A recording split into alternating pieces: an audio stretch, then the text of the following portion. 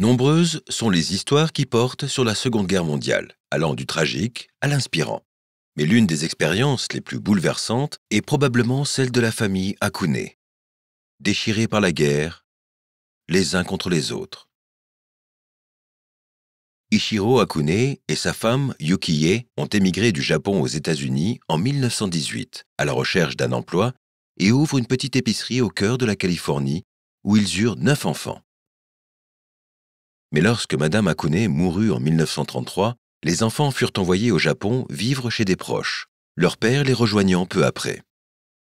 Bien que s'acclimater fût difficile après être né et avoir grandi aux États-Unis, l'aîné des enfants, Harry, lia un grand lien avec son grand-oncle, qui lui enseigna le japonais, la culture et les valeurs locales. Néanmoins, dès qu'Harry et son frère, Ken, furent en âge de travailler, ils retournèrent dans leur pays d'origine, s'installant près de Los Angeles. Mais survint l'attaque de Pearl Harbor, le 7 décembre 1941.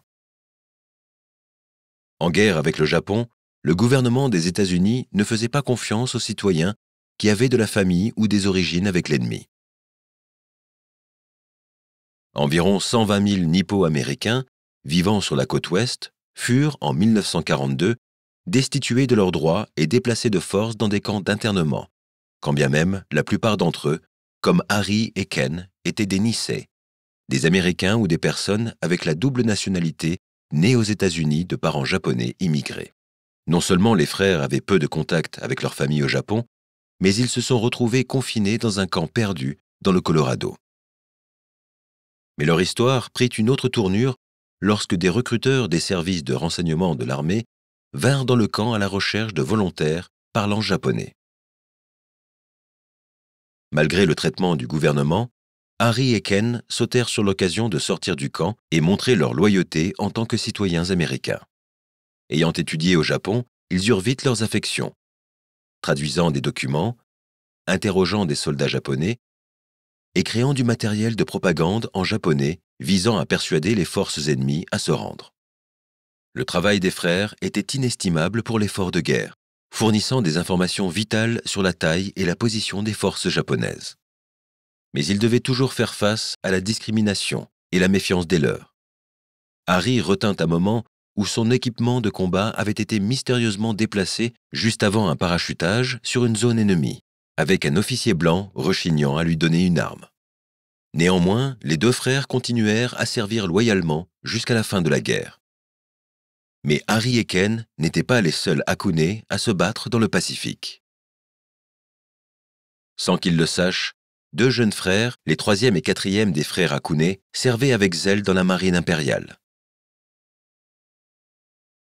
Saburo, dans l'aéronaval, et Shiro, 15 ans, comme formateur pour les nouvelles recrues. La guerre finie, Harry et Ken servirent dans les forces d'occupation alliées et furent vus comme traîtres par les locaux. Lorsque les frères Akune se retrouvèrent à une réunion de famille, à Kagoshima pour la première fois en 10 ans, il apparut que les deux pères avaient combattu face à face. Les esprits s'échauffèrent et une bagarre faillit débuter lorsque leur père rentra en scène. Les frères firent la paix. Saburo et Shiro rejoignirent Harry et Ken en Californie et plus tard luttèrent dans l'armée américaine en Corée. Ce ne fut qu'en 1988 que le gouvernement américain reconnut l'injustice des camps d'internement et accepta de verser des réparations aux survivants. Cependant, le plus grand regret de Harry fut de ne pas avoir le courage de remercier son grand-oncle japonais pour lui avoir tant appris. L'histoire des frères Akune représente beaucoup. Une famille divisée par les circonstances, le traitement injuste réservé aux Nippo-Américains et le combat personnel pour réconcilier deux identités nationales. Mais cela révèle aussi une autre histoire des États-Unis, l'oppression dont sont victimes les communautés d'immigrants et leur persévérance pour la surmonter. Si tu aimes découvrir l'histoire, abonne-toi à cette chaîne. Parce que les leçons d'hier peuvent nous aider à relever les défis d'aujourd'hui.